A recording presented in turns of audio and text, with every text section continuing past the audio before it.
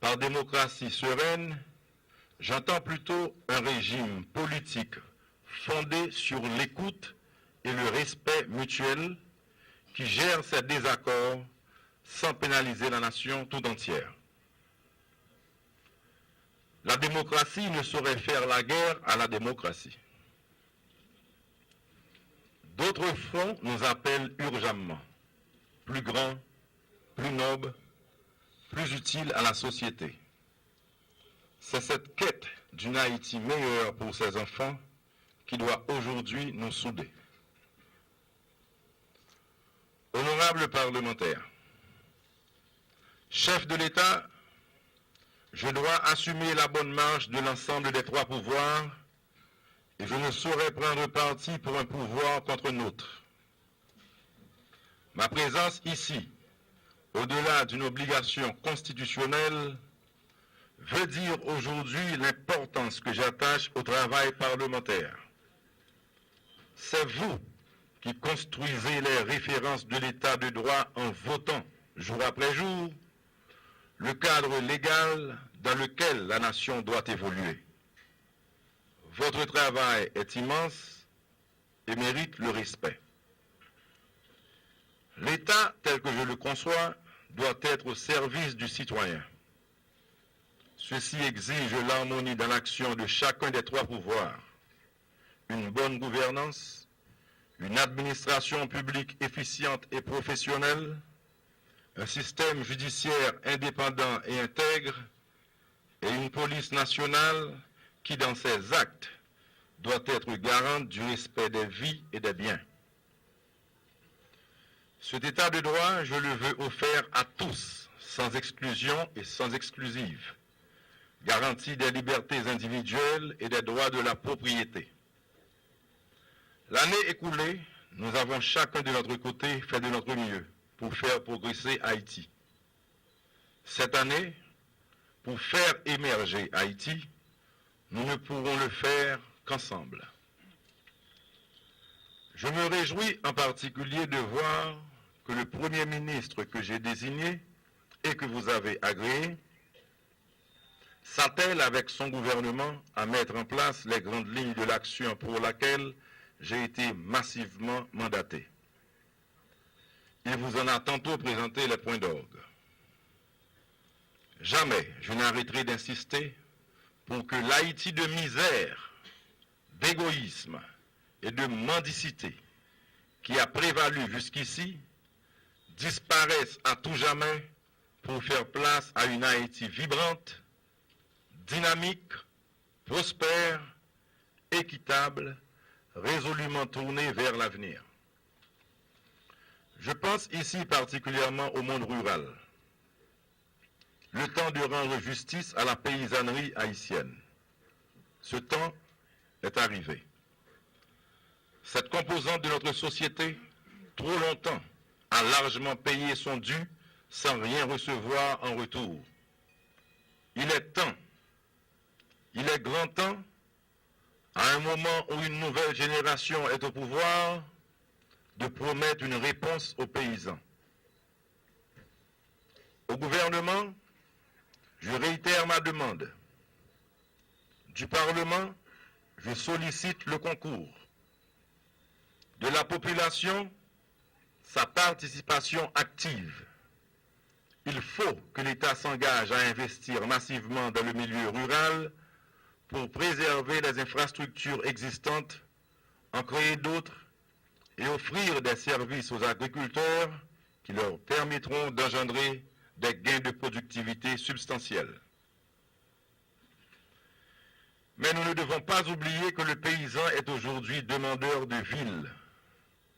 Poussé hors de chez lui par des politiques économiques irresponsables, refusant l'isolement de l'habitat dispersé, voulant faire bénéficier ses enfants des bienfaits de l'instruction, le paysan vient en ville en quête de mieux-être, que la ville, de son état actuel, ne peut lui offrir. C'est pour cela que la question paysanne ne peut être abordée sans une vraie politique d'aménagement du territoire. Aménager le territoire, c'est s'assurer que l'on a mis les bonnes infrastructures aux bons endroits, que l'on a pris en compte les besoins des populations pour dimensionner et assurer les services de base. C'est s'assurer que les investissements, la revitalisation de l'économie se déploient sur tout le territoire et qu'on ne se limite pas à la République de Port-au-Prince.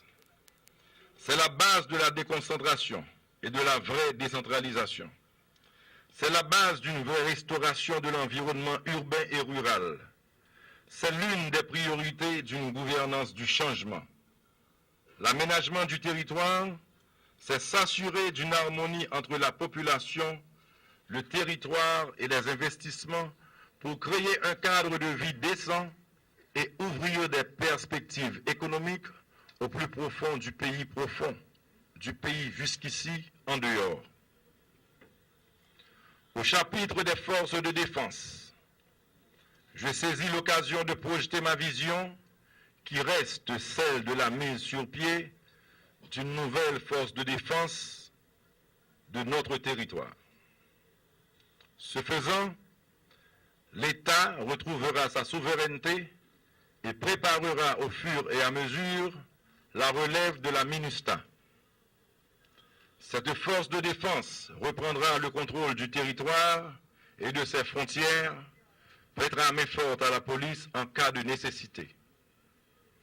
Elle interviendra aussi en cas de catastrophe naturelle et remplira ainsi sa mission constitutionnelle. 2012 également devrait être, selon mes vues, l'année de la dynamisation de l'économie. Oui, j'encourage le gouvernement à lancer une révolution de la croissance en choisissant les stratégies, en structurant les institutions, en travaillant avec toutes les parties prenantes et en menant des actions cohérentes dans les secteurs prioritaires suivants. La production végétale, la production animale, le tourisme, le logement et la construction, le vêtement et l'industrie légère. Je voudrais voir ces 5 secteurs prioritaires supportés par 5 secteurs transversaux qui sont la construction et les infrastructures, un apport en capital pour le secteur des PME, les technologies de l'information et de la communication, en sachant que la technologie est le moteur de la compétitivité. L'éducation et la formation professionnelle qui répondent à la demande des secteurs prioritaires pour des compétences spécifiques. Et enfin, un cadre propice aux affaires obtenu grâce à un partenariat privé-public à travers des réformes de politique publique et la promotion systématique de l'entrepreneuriat. Je souhaite voir cet effort d'amélioration de l'environnement des affaires se solder pour le gouvernement par notre classement l'an prochain dans l'index Doing Business. Notre objectif est de passer de la 162e place à un niveau nous rapprochant de nos voisins de la région. Le moment est venu pour le pays d'aller dans une autre direction, de choisir un autre chemin et de prendre enfin parti pour le citoyen moyen. Sortir Haïti de son statut de PMA est possible, en tirant pleinement parti des avantages qui lui sont accordés par ce statut et par les lois HOPE et HELP, en vue de la création d'emplois durables au profit de la population haïtienne, et ce, de manière décentralisée. J'insiste, il nous faudra plus encore que l'an passé attirer des investissements directs étrangers, arriver progressivement à une hausse des salaires des employés et à une croissance de l'offre d'emploi, améliorer la balance commerciale du pays par une augmentation substantielle des exportations. L'une des dimensions les plus importantes de la mondialisation pour les petites économies est la réponse que constitue l'intégration régionale. Le contexte régional abonde en opportunités. Notre diplomatie, intelligente et active, a déjà su les saisir. Quand je me réfère à la région, je veux mettre en perspective ses principales dimensions. D'abord, notre voisine immédiate, la République dominicaine, avec laquelle nous partageons l'île. Les grands dossiers de la migration et des relations commerciales devront être traités de façon dynamique dans le cadre de la commission mixte bilatérale. Notre approche est de regarder la totalité de la relation, commerce, investissement, migration, sécurité, etc. et trouver ensemble les arrangements gagnant-gagnant. La région, c'est également la CARICOM, dont nous sommes membres actifs depuis une dizaine d'années. Nous devrons explorer plus en profondeur avec eux et avec la République dominicaine le potentiel qu'offre l'accord de partenariat économique CARIFORUM Union européenne.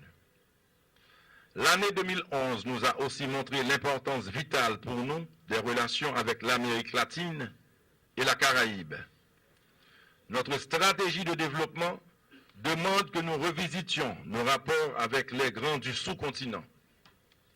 La stratégie d'intégration et de sécurité énergétique au niveau de l'Amérique latine et de la Caraïbe retiendra également notre attention.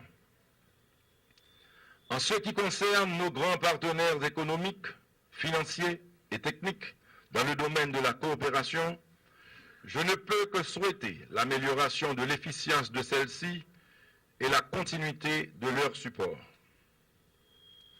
À ceux qui auront souffert des conséquences du séisme ou d'autres catastrophes naturelles, il s'agira de fournir les moyens de reconstruire en mieux leurs communautés respectives